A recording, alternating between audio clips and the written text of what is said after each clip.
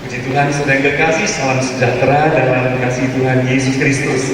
Kita yakin Tuhan di tengah-tengah kita, disertakan amin saudara. Puji Tuhan, ya saya yakin sebagaimana percaya kita kepada Tuhan, jadilah demikian ya. Kalau kita yakin Tuhan di tengah-tengah kita, Dia pun akan jamah kita dengan jamahannya yang luar biasa ya.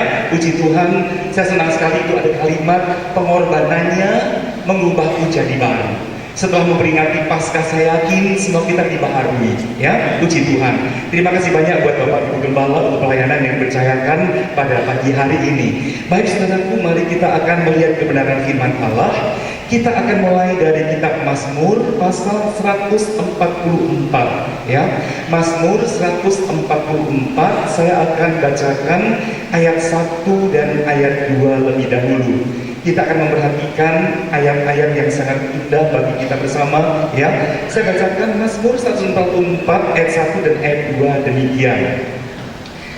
Dari Daud, terpujilah Tuhan gunung batuku, yang mengajar tanganku untuk bertempur dan jari-jariku untuk berperang, yang menjadi tempat perlindungan dan kubu pertahananku, kota bentengku dan penyelamatku, perisaiku dan tempat aku berlindung, yang menundukkan bangsa-bangsa ke bawah kuasaku.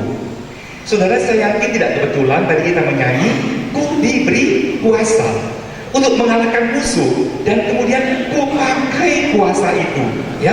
Kalau Tuhan sudah memberikan kuasa kepada kita untuk mengalahkan musuh, jangan kita biarkan kuasa itu, pakai saudaraku. Puji Tuhan. Nah, kalau kita perhatikan dalam ayat 1 dan ayat 2 ini, Daud menaikkan syukur. Seringkali kalau orang mengucapkan syukur itu karena apa? Diberkati, karena disembuhkan, karena dapat pertolongan ini, itu dan seterusnya. Cuma ayat ini aneh. Karena apa? Daud berkata, terpujilah Tuhan gunung batuku, yang mengajar tanganku untuk bertempur dan jari-jariku untuk berperang. Daud bersyukur pada Tuhan. Karena apa? Tuhan itu mengajar dia bertempur, mengajar dia berperang, saudaraku. Nah, kita tidak bisa menyangkal bahwa dalam hidup manusia, hidup ini selalu penuh dengan apa, saudaraku? Perjuangan. Betul? Hidup ini penuh dengan peperangan. Dari sejak kecil sampai kita pun dewasa, sampai orang meninggal pun, hidup ini penuh dengan perjuangan. Ya, perjuangan melawan apa?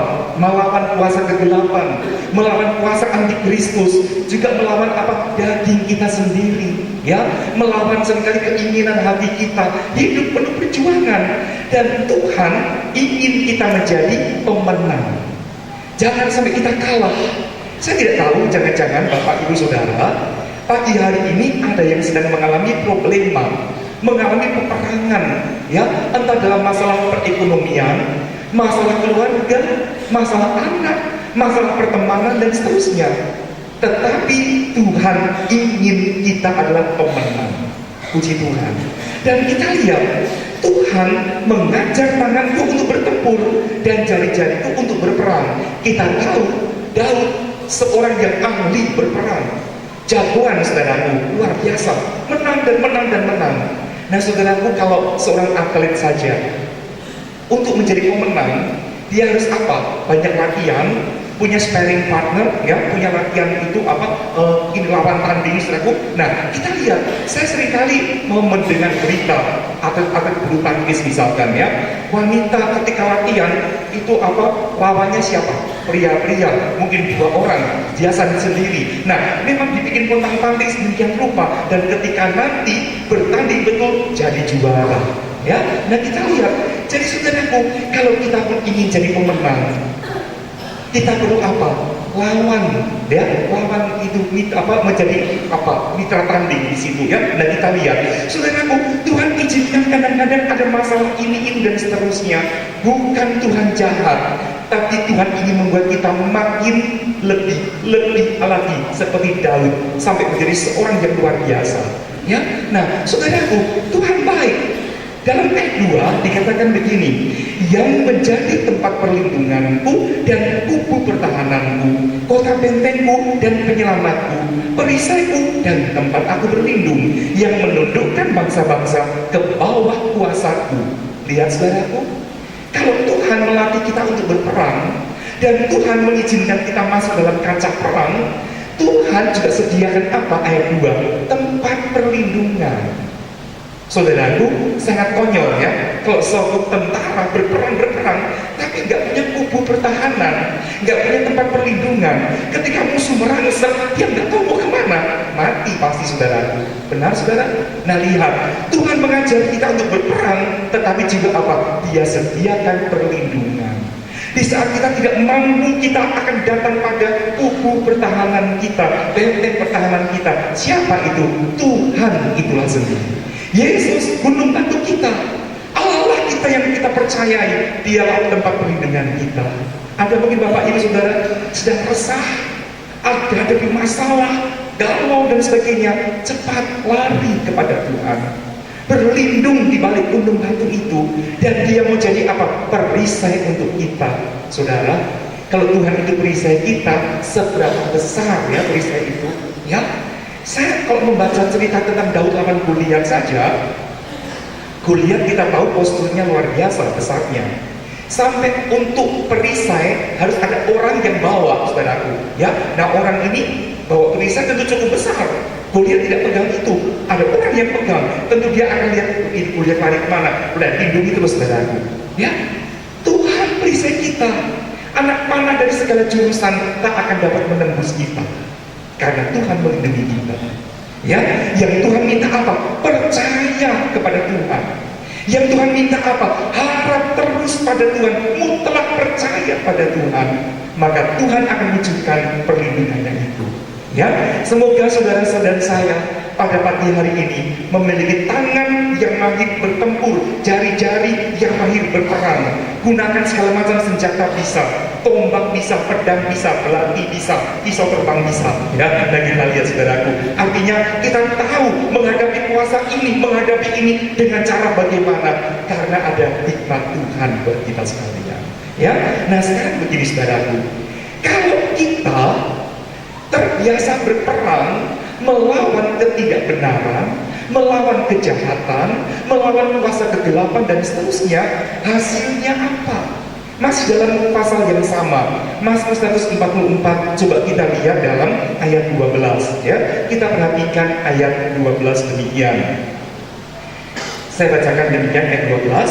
Semoga anak-anak lelaki kita seperti tanam-tanaman yang tumbuh menjadi besar pada waktu mudanya, dan anak-anak perempuan kita seperti tiang-tiang penjuru yang dipahat untuk bangunan istana. Oh, luar biasa.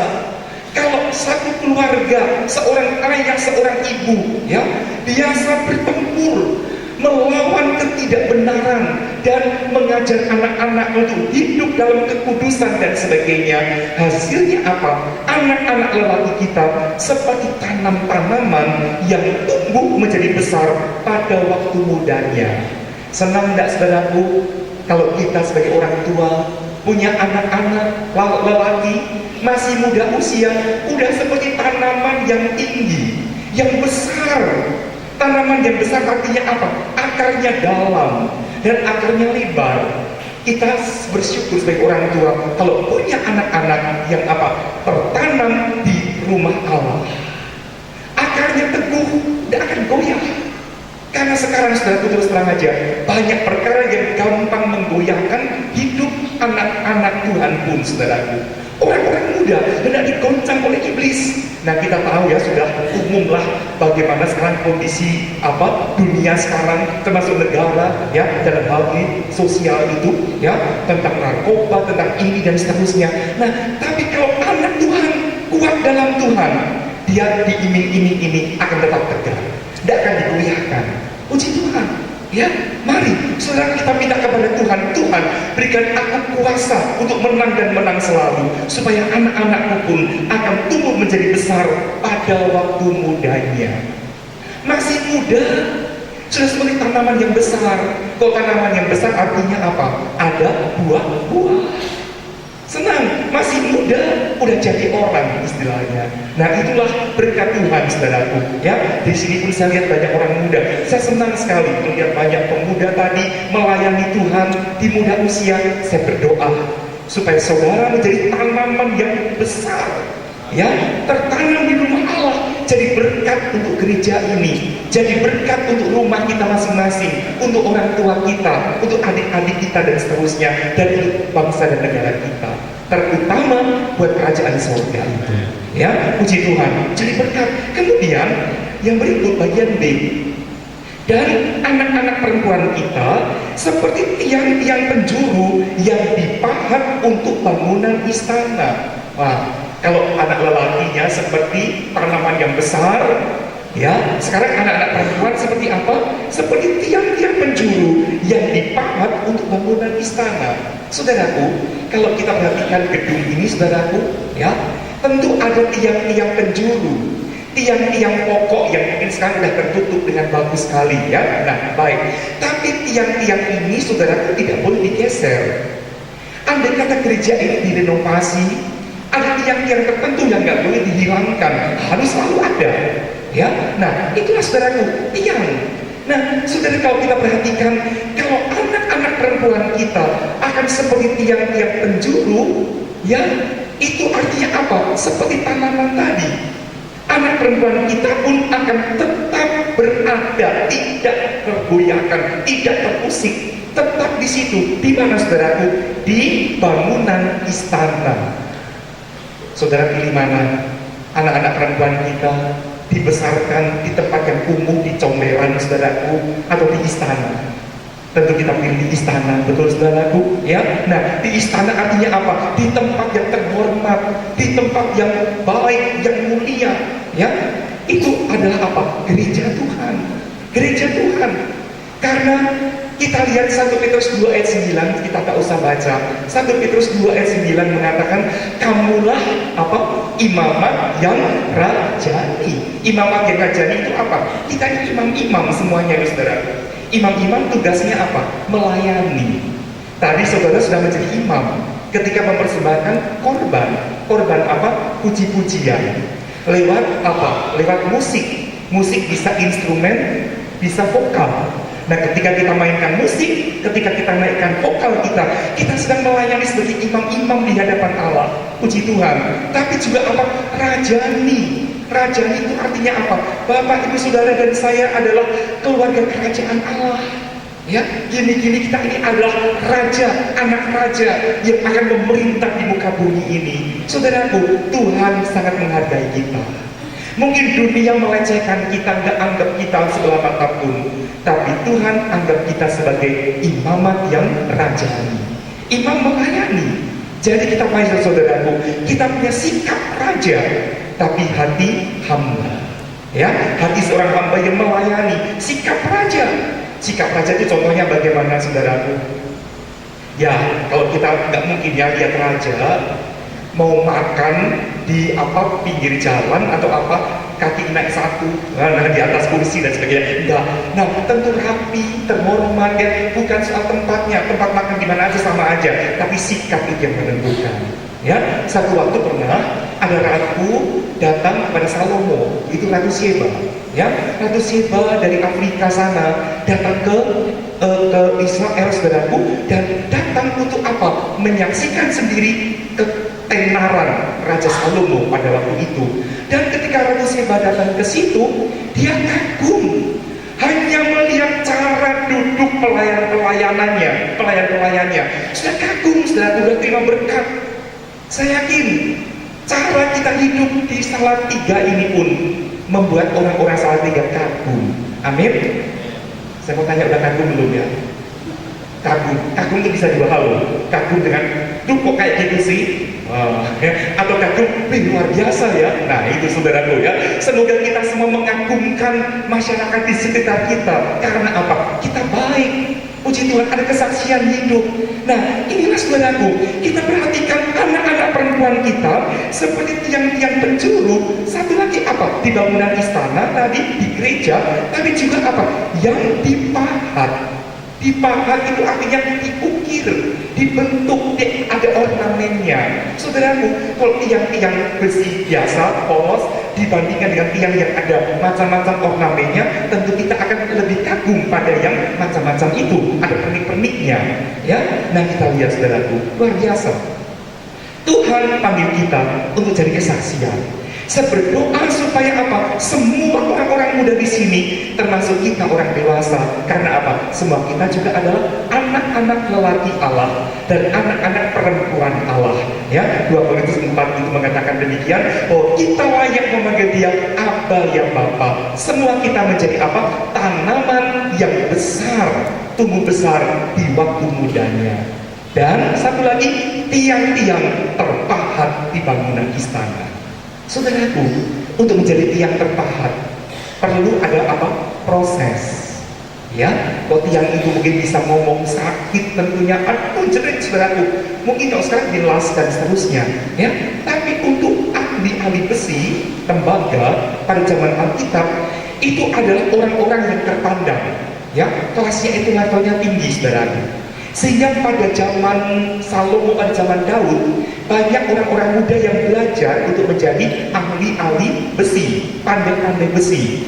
Karena itu terhormat. Bahkan kalau sudah pelajari dalam pembangunan Ka'bah Salomo, itu ahli-ahli besi itu dilibatkan. Ya, nah sekarang coba kita akan buka kitab Yeremia 1. Coba kita akan melihat beberapa ayat dalam kitab Yeremia 1. Saya akan bacakan ayat 18. Yeremia pasal 1 ayat 18 tentang panggilan Yeremia dengan maksud Tuhan yang tertentu. Saya yakin Tuhan pun panggil kita untuk satu maksud yang tertentu. Saya baca begini. Mengenai aku, sesungguhnya pada hari ini aku membuat engkau menjadi kota yang berkubu, menjadi tiang besi dan menjadi tembok tembaga, melawan seluruh negeri ini, menentang raja-raja Yehuda dan pemuka-pemukanya, menentang para imamnya dan rakyat negeri ini. Saudaraku, pada zaman Yeremia hidup, kita tahu raja-raja Yehuda, para pemimpin Yehuda dan imam-imam maupun orang Yehuda sendiri dalam kondisi mundur secara moral maupun spiritual. Moral bangsa Israel, umat Yehuda saat itu khususnya, turun drastis, saudaraku. Nah, rohani mereka pun turun. Dan di tengah-tengah keadaan yang rawan seperti itu, kering rohani seperti itu, Tuhan panggil Yeremia. Saya yakin, saudaraku, gereja Tuhan di seluruh dunia sekarang, saudaraku, mungkin seperti 5 darah yang 10 darah anak darah yang tertidur. Perlu ada kebangunan. Karena apa? Tuhan segera akan datang kembali. Dan Tuhan panggil kita untuk menjadi seperti Yeremia. Tuhan panggil kita dengan maksud tertentu untuk menjadi apa? 3 hal tadi. Yang pertama, kota yang berkubu, kemudian tiang besi, dan kemudian menjadi tembok tembaga. Kenapa saya baca ayat ini? Karena kita ingat Mazmur 144 ayat 12 tadi, anak-anak perempuan kita pun seperti tiang-tiang terpahat di bangunan istana, tiang penjuru. Nah, kita lihat saudara di sini, ya kalau saya singgung soal Yeremia dipanggil ini, Tuhan membuat engkau menjadi kota yang berkubu, kota yang berbenteng. Saudaraku, kita bayangkan ya, kalau ini sebuah kota, ini benteng sekitarnya. Dan di tiap benteng itu ada apa? Pintu. Di tiap pintu sebuah benteng selalu ada apa? Penjaga. Dan pada jam-jam tertentu itu pintu ditutup dan atas perintah mungkin raja atau kepala pasukan pintu dibuka. Jadi kita lihat dijaga selalu. Nah, saudaraku, kalau ada kota punya benteng, maka penduduk itu rasa apa, saudaraku? Aman. Musuh nggak sembarang waktu masuk keluar dan sebagainya. Dan akan ada penindas dan seterusnya. Nah, saudaraku, masalahnya seringkali banyak anak Tuhan bukan sebagai kota yang berkubu, bukan sebagai kota yang berbenteng. Sehingga apa? Ini datang diterima, ini datang diterima, dosa ini masuk juga. Nah, kita lihat bukan kota yang berkubu. Dan Tuhan jadikan Yeremia, engkau harus jadi kota berkubu. Artinya apa? Di depan masyarakat Yehuda, di depan raja-raja Yehuda, tunjukkan engkau itu punya perlindungan. Amin, saudaraku. Mari, di tengah dunia sekarang pun hiduplah sebagai kota berkubu. Artinya apa? Saya tenang, saya aman, saya damai, karena saya punya Tuhan. Banyak kesaksian. Seringkali terjadi seperti ini di satu perumahan. Ada masalah ini, itu dan seterusnya. Seorang ibu, seorang bapak, tenang aja, damai aja, ya, penuh sukacita. Terus tetangga lain tanya, Pak, Bu, kita semua punya masalah. Masalah ibu lebih berat dari masalah saya. Cuma, kok aku lihat ibu ini tenang-tenang aja. Kenapa ya? Nah itulah. Karena ibu itu punya apa? Kota benteng, menjadi kota benteng, punya pertahanan, punya perlindungan. Tuhan itu perlindungan kita. Orang yang berlindung pada Tuhan akan damai sejahtera. Ya, puji Tuhan saudaraku. Yang kedua dikatakan, aku membuat engkau menjadi tiang besi. Nah saudara, tadi saya sudah katakan, ahli-ahli besi, pandai-pandai besi itu sangat populer pada zaman itu. Nah saudaraku, kalau Tuhan jadikan dirinya sebagai tiang besi, artinya apa? Di depan orang banyak, tunjukkan diri kita sebagai produk dari Allah, produk dari Yesus. Kita menjadi ciptaan yang baru. Kita lihat itu, pengorbanannya mengubahku menjadi baru. Orang-orang akan tanya, dulu ini asran sekali, dulu ini tidak bisa tersinggung, sekarang kok jadi sabar. Nah itulah ada kesaksian saudaraku, ya, puji Tuhan. Tunjukkan bahwa kita ini ciptaan baru. Saya ini produknya Yesus, produknya Tuhan. Maka dunia akan melihat kita ini sebagai tiang besi yang terpahat di bangunan istana tadi. Puji Tuhan. Dan satu lagi, Tuhan panggil dirinya menjadi apa? Menjadi tembok tembaga. Tembok tembaga. Saya mau tanya ya, di Salatiga ini ada nggak di belakang Bapak Ibu Saudara sampai di depan yang rumahnya punya tembok dari tembaga? Ada nggak? Saya harus mampir nanti saudara. Saya mau mampir, mau lihat. Ya. Ada yang punya tembok tembaga. Andai kata ada orang punya rumah temboknya tembaga, saudara punya kesimpulan pertama apa? Orang itu pasti orang apa saudaraku?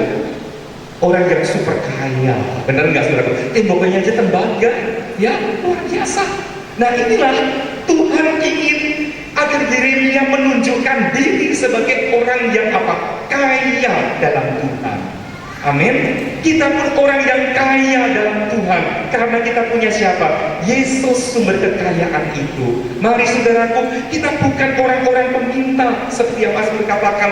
Tidak pernah aku melihat ya orang-orang yang di dalam Tuhan itu, anak-anak Tuhan itu menjadi peminta-minta. Enggak. Justru apa? Jadi berkat, jadi berkat. Ya, puji Tuhan. Nah saudaraku, mari kita punya kekayaan yang luar biasa. Sumber kekayaan kita Tuhan sendiri. Amin. Puji Tuhan. Mungkin uang yang di kantong kita ngepas, pas-pasan, tapi harga tidak ada di surga. Ya toh? Nah kita lihat, kita tinggal apa? Berdoa, Tuhan, minta Tuhan, Engkau tahu keperluanku. Tuhan beri lewat jalan-jalannya. Ya, kita berusaha dan Tuhan berikan. Nah itulah saudaraku, harta kita tersimpan di surga. Amin. Di sana tidak ada kegat, karat dan sebagainya. Nah, Tuhan punya maksud dengan panggilannya, saudaraku. Itu tadi kita lihat dalam kitab Mazmur 144. Jadi kalau kita simpulkan dari Mazmur 144 tadi ayat 1, 2, dan 12. Kalau kita biasa bertempur melawan kuasa kegelapan, membela kebenaran, maka generasi yang berikut akan seperti tanaman yang besar dan seperti tiang terpahat di istana. Puji Tuhan. Ya. Nah, mari kalau begitu kita lihat sekarang saudaraku dalam kitab 1 Timotius 3 ayat 15. 1 Timotius pasal 3 ayat 15.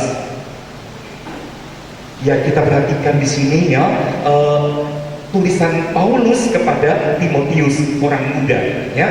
1 Timotius pasal 3 ayat 15 demikian. Jadi, jika aku terlambat, sudahlah engkau tahu bagaimana orang harus hidup sebagai keluarga Allah, yakni jemaat dari Allah yang hidup, tiang penopang dan dasar kebenaran. Ya, puji Tuhan. Saya senang ya kalau membaca ayat ini karena Paulus itu begitu percaya kepada Timotius yang masih muda. Sampai dia berkata begini, ya, jadi jika aku terlambat, sudahlah engkau tahu bagaimana orang harus hidup sebagai keluarga Allah, yakni jemaat dari Allah yang hidup. Saudaraku, Paulus yakin, dia percaya Timotius 100%. Kalau aku terlambat, kamu tahu cara hidup sebagai orang Kristen itu seperti apa. Saya yakin Bapak Ibu Gembala di sini pun yakin, kalaupun tidak bertemu dengan saudara, karena itu hari Senin sampai hari Sabtu mungkin, Bapak Ibu Gembala yakin saudara tetap hidup sebagai orang percaya. Amin. Hidup sebagai anak Allah. Jadi kesimpulannya, diawasi atau tidak diawasi, kita bisa hidup sebagai anak Tuhan yang seharusnya. Ya, puji Tuhan. Nah, kita lihat jemaat Allah itu disebut sebagai apa? Keluarga Allah. Jadi di sini kita ini satu keluarga. Dan fungsinya apa? Keluarga Allah itu adalah apa? Tiang penopang dan dasar kebenaran. Inilah saudaraku, saudara dan saya menjadi tiang penopang kebenaran dan dasar kebenaran. Saya melihat ada satu tiang di belakang sana. Ya, tentu ada 3 seharusnya, karena tentu tembok saudaraku. Ya, nah tiang itu menopang balkon di atasnya. Ya, kalau tiang itu retak, dipotong, ambruk saudaraku, ambruk. Nah inilah gereja Tuhan itu tiang penopang kebenaran. Bukan saya, bukan Bapak Ibu Gembala tok, bukan majelis jemaat tok, tapi semua kita tiang penopang kebenaran, menjunjung kebenaran. Nah, untuk menjadi tiang penopang kebenaran perlu apa saudara? Spirit bertempur, spirit perjuangan yang luar biasa melawan ketidakbenaran. Ya, puji Tuhan saudaraku, jujur dalam segala perkara, jujur terhadap Tuhan, jujur terhadap orang lain, jujur terhadap diri sendiri. Itu penting sekali. Ya, dan kita lihat dasar kebenaran. Dasar itu apa? Tempat kita berpijak. Kalau tempat kita berpijak itu retak-retak misalkan ya, atau ini lembek begitu, kita nggak akan stabil berdiri. Tapi karena ini sekarang lantai ini keras, kita punya dasar yang kuat, ya, dan sebelum diberi lantai udah dicor dengan ini kuat sekali, maka kita mantap berjalan, mau lari pun bisa. Nah, saudara marilah, selain kita menjadi tiang penopang kebenaran, kita pun jadi dasar kebenaran, di mana anak-anak tumbuh di atas kebenaran, berdasarkan kebenaran. Ya, dan saya yakin di gereja ini pun menjadi dasar kebenaran. Semua jemaat di sini tumbuh dalam kebenaran. Ya, dan harga kebenaran itu mahal sekali. Ya, nilainya mahal. Tetapi perlu apa tadi? Perjuangan. Nah, kita lihat Amsal 23 ayat 23. Kita perhatikan ayat ini. Amsal pasal 23 ayat 23 ya. Saya bacakan demikian. Amsal 23 ayat 23. Belilah kebenaran dan jangan menjualnya. Demikian juga dengan hikmat, didikan dan pengertian. Ya, itulah belilah kebenaran, jangan menjualnya. Banyak contoh orang yang menjual kebenaran. Ya, contohnya siapa? Simpson menjual kebenaran. Dia lahir sebagai nasib Allah, hamba Tuhan, tapi dia jual untuk kesenangan diri sendiri. Ya, dia jual itu dan akhirnya habis Simpson saudaraku. Esau juga menjual kebenaran. Dia dilahirkan sebagai anak sulung, tapi dia jual hak kesulungannya. Padahal dalam hak kesulungan itu ada berkat yang luar biasa. Dalam hak kesulungan ada pertalian sampai kepada Mesias yang akan lahir kemudian hari. Ya, tapi Esau jual hak kesulungan itu. Jangan kita menjual kebenaran itu, ya. Nah, belilah kebenaran, jangan menjualnya. Puji Tuhan saudaraku. Nah, mari kita akan melihat sekarang ada orang yang betul-betul menjadi penopang kebenaran dan dasar kebenaran, ya. Nah, kalau kita lihat sekarang dalam kitab Ibrani 11, coba kita mau perhatikan Ibrani pasal 11. Saya akan bacakan di situ tentang Musa. Ya, kita akan memperhatikan luar biasa sekali tentang Musa ini. Saudara, saya bacakan ayat 23 boleh. Demikian. Karena iman, maka Musa setelah ia lahir disembunyikan selama 3 bulan oleh orang tuanya. Karena mereka melihat bahwa anak itu elok rupanya dan mereka tidak takut akan perintah raja. Karena iman, maka Musa setelah dewasa menolak disebut anak putri Firaun karena ia lebih suka menderita sengsara dengan umat Allah daripada untuk sementara menikmati kesenangan dari dosa. Ia menganggap penghinaan karena Kristus sebagai kekayaan yang lebih besar daripada semua harta Mesir, sebab pandangannya ia arahkan kepada upah. Karena iman, maka ia telah meninggalkan Mesir dengan tidak takut akan murka raja. Ia bertahan sama seperti ia melihat apa yang tidak kelihatan. Karena iman, maka ia mengadakan Paskah dan pemercikan darah supaya pembinasa anak-anak sulung jangan menyentuh mereka. Sampai di situ saudaraku, ya. Kalau kita perhatikan di sini saudaraku, waktu Musa masih kecil, ya, dia lahir sebagai bayi Ibrani, sementara ada titah Raja Firaun bunuh semua bayi laki-laki bangsa Ibrani. Jangan ada yang hidup. Sudah bisa bayangkan tentara-tentara Firaun putar keliling, ya. Dan kalau ada anak laki-laki Ibrani kira-kira 2 tahun ke bawah, wajah perempuan laki, langsung dipotong lehernya, langsung dibunuh. Dan bahkan bidan-bidan pun diperintahkan oleh Firaun, kalau kamu membidani orang Israel, laki-laki cepat potong, cepat bunuh dia, buang ke sungai Nil. Saudaraku, pada masa itu ada penindasan yang luar biasa. Tapi Musa lahir untuk menjadi tiang penopang dan dasar kebenaran. Tuhan panggil Musa, Tuhan melahirkan Musa dengan maksud tertentu. Dan saya yakin saat ini Tuhan pun punya rencana khusus buat kita masing-masing untuk jadi berkat besar. Nah, kita lihat saudaraku, Musa kemudian sebagai bayi dirawat baik-baik, dan oleh kemurahan Tuhan, ya, Musa selamat. Tetapi Musa itu kan dari bayi sampai besar, makin besar tangisnya makin keras, benar nggak saudaraku, ya? Nggak mungkin orang tua Musa itu sembunyikan Musa selalu. Musa akan merangkak, akan kemana. Nah, saudaraku, mereka punya iman, Musa pasti selamat. Karena saya yakin Tuhan berfirman dalam diri mereka, Tuhan akan pakai Musa. Nah saudaraku, kalau Amram dan Yokebed, orang tua Musa, yakin Musa akan selamat, apa mereka berpeluk tangan? Apa mereka biarkan bayi Musa di tengah jalan? Ah, Tuhan melindungi kok.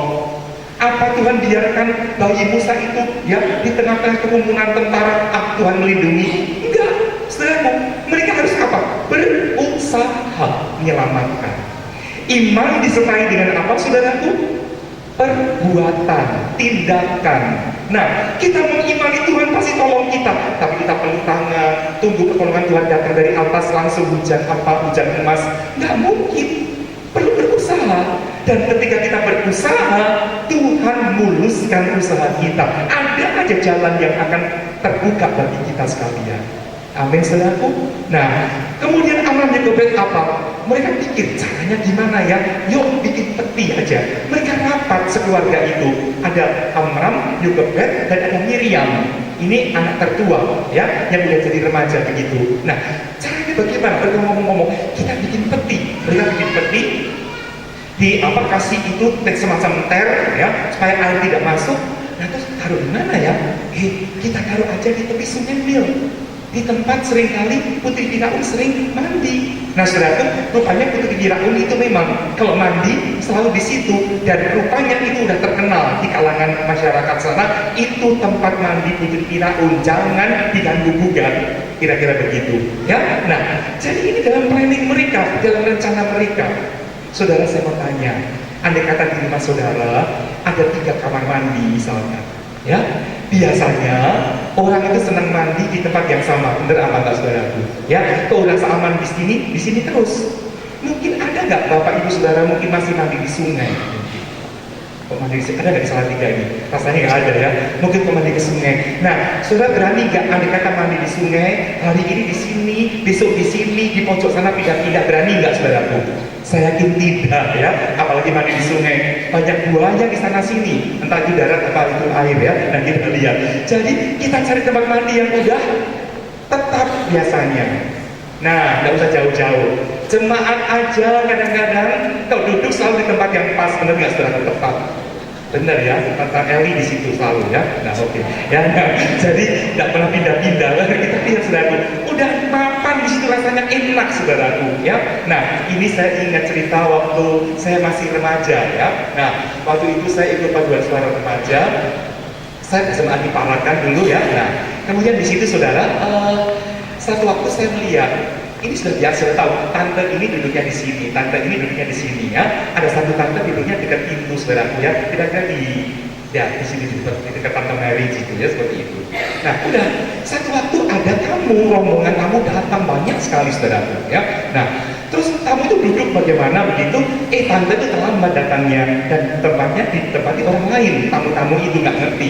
Nah ada jemaat udah lirik, waduh ini tante gimana ya, ini tante ini terkenal apanya gitu pokoknya gitu ya. Nah udah, bener saudaraku, pas itu tante datang, dia lihat temannya didudukin. Apa yang terjadi saudaraku? Pulang nggak jadi kebaktian saudaraku. Heran nggak saudaraku kita lihat ini tante apa namanya saudara? Nggak tahu. Kita lihat ya. Nah sayangnya jadi hilang suasana hati ibadahnya hanya karena tempat duduk didudukin orang lain. Saya yakin tidak ada di sini ya, makanya saya berani ngomong. Nah, kita lihat saudaraku. Jadi bagaimana tadi orang senang mandi di tempat yang tetap duduk aja gitu, apalagi mandi saudaraku. Nah, itulah planning Amram Yokebed, taruh aja peti di situ. Nah, lihat dan betul ketika Putri Firaun turun untuk mandi, dia lihat apa itu peti. Musa belum nangis saudaraku, tetapi dia datang pada peti tersebut. Baru dibuka, baru Musa nangis. Nah, jadi yang menarik perhatian Putri Firaun apa? Peti lebih dahulu. Tuhan pakai perbuatan iman Amram dan Yokebed. Apa yang kita lakukan untuk Tuhan dengan iman akan dipakai Tuhan, diberkati, dan itu akan dikembangbiakkan oleh Tuhan. Amin. Miliki benih iman yang sedikit saja pun akan diberkati Tuhan yang luar biasa. Ya, saudara mungkin punya rencana, punya angan-angan, punya janji iman. Tuhan, tahun 2016 aku mau bikin ini Tuhan. Nah, saudaraku sudah belum? Ya, sudah apa? 3/4 ini ya kita lihat setahun ini. Nah, mari lakukan dengan iman. Tuhan akan berkati. Puji Tuhan. Setelah peti dibuka, baru nangis. Kemudian Putri Firaun berkata apa? Ini pasti bayi Ibrani. Berarti Putri Firaun tahu kalau itu bayi musuh. Harusnya bagaimana? Harusnya Putri Firaun bunuh itu bayi. Tapi lihat, Tuhan ubahkan hati Putri Firaun. Tuhan bisa ubahkan hati manusia yang benci kita, bisa jadi sayang pada kita. Amin. Jangan takut dibenci orang. Jangan takut, karena Tuhan bisa ubahkan hati. Lihat itu ayat apa tulisan di sana. Ya, Tuhan bisa mengubahkan jadi baru. Puji Tuhan. Nah, Putri Firaun kemudian jatuh belas kasihan. Tangisan Musa pun dipakai Tuhan untuk menghancurkan, meluluhkan hati Putri Firaun. Ya, saya nggak ngajarin saudara nangis pada siapapun, tidak saudaraku. Ya, tidak. Tapi Tuhan bisa pakai orang menjadi berkat buat kita. Ya, Tuhan itu luar biasa. Dan akhirnya Musa dibesarkan, ya, diambil oleh Putri Firaun. Nah, sekarang Musa nangis. Putri Firaun bingung sekarang. Aduh, siapa yang mau nyusuin ini? Anak ini perlu bayi, perlu susu, ya perlu air minum. Dan Amram Yokebed sengaja tidak kasih botol susu di situ, saudara. Tidak ada, ya, tidak ada. Sekarang yang kelabakan siapa? Putri Firaun. Muncullah siapa saudaraku? Miriam yang dari tadi ngintip saudaraku. Ini pun dalam rencana Amram dan Yokebed. Nanti kalau Musa nangis, kamu maju cepat. Dan itu Miriam tanya, Tuanku, perlu ibu menyusu? Boleh aku cari? Oh ya, cari sana saja. Ya, yang dicari siapa sekarang? Ibunya sendiri, Yokebed saudaraku. Luar biasa. Yokebed dipanggil dan Putri Firaun berkata, susui anak ini ya. Oh baik Tuhan, nanti aku kasih gaji. Oh terima kasih Tuhan. Seneng nggak Yokebed? Nyusui anaknya sendiri dikasih upah loh saudaraku. Ya, ada nggak ibu di sini nyusui anak sendiri dikasih gaji? Apa suami saudara pernah bilang, kamu susui anak tak gaji nanti? Oh enggak ya, tentu tidak saudaraku ya. Tapi Yokebed alami itu saudaraku. Lihat berkat tercurah dalam keluarga Amram Yokebed. Karena apa? Mereka punya iman dan disertai dengan perbuatan. Apalagi sekarang Putri Firaun berkata, titip, bawa aja, pulang. Nah, saya yakin Amram dan Yokebed tahu bahwa di usia kira-kira 5 tahun Musa akan pindah kemana saudara? Istana. ke istana. Karena dia statusnya apa? Anak putri Firaun. Sekarang coba mari kita masukkan diri sebagai Amram dan Yokebed. Kalau saudara punya anak usia balita, ya, berapa bulan, dan tahu 5 tahun lagi anak ini akan pindah, akan diambil orang, saya rasa kita akan curahkan kasih kita dengan luar biasa kepada Musa itu. Betul nggak saudaraku? Ya, selama 5 tahun itu saya yakin Amram dan Yokebed cekokin dengan firman perjanjian Allah kepada Ibrahim apa? Ayo Musa hafalin ini, Musa hafalin ini, baca ini. Oh, sudah saudaraku ya. Jadi kita lihat Musa dididik di situ. Musa dididik untuk apa? Menjadi tiang penopang kebenaran dan dasar kebenaran. Saya yakin Amram dan Yokebed ajar menyembah Tuhan. Karena di istana tidak ada penyembahan kepada Tuhan. Yang ada apa? Menyembah setan-setan dan seterusnya. Di istana Firaun memang banyak ilmu. Oh, pada waktu itu aritmatik, matematika dan apa itu kimia, ya, rumus-rumus kimia luar biasa. Di Mesir sudah ada, di negara lain belum ada, tapi tidak ada Tuhan di sana. Dan Amram Yokebed tanamkan tentang Tuhan. Sekarang hasilnya apa? Setelah Musa dewasa, kita membaca kitab Ibrani tadi saudaraku, ada saatnya Musa harus memilih, mau pilih bangsanya yang miskin, melarat, budak, atau istana yang megah, ya, tetapi dosa. Dan saya tertarik ayat-ayat tadi. Musa memilih bersatu dengan bangsanya, dan dia anggap penderitaan karena Kristus itu lebih bernilai daripada kesukaan di Mesir, kesukaan dosa yang hanya sementara. Musa bisa memilih kebenaran. Karena apa? Dia dibesarkan dengan dasar kebenaran di rumah Amram dan Yokebed, dan dia pun ditopang oleh Amram dan Yokebed dalam hal kebenaran itu.